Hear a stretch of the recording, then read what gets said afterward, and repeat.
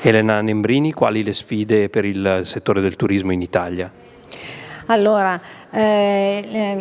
io come direttrice generale dell'ENIT, naturalmente, e strumento operativo del Ministero, braccio operativo del Ministero,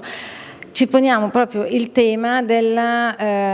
sostenibilità, perché la principale sfida è la sostenibilità del turismo, ma la sostenibilità va intesa non solo in senso economico, perché vabbè, il turismo alla fine vediamo che è una risorsa importante, ha un impatto positivo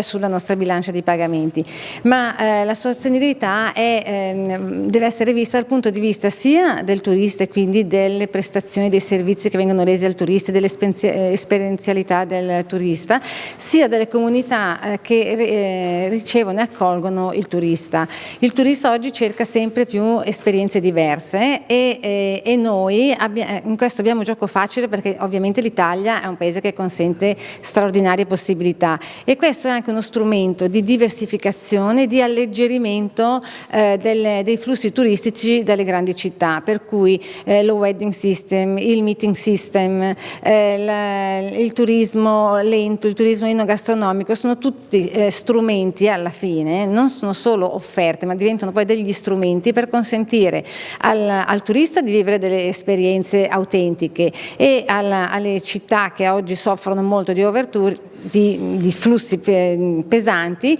di vedere alleggerire la pressione dei turisti.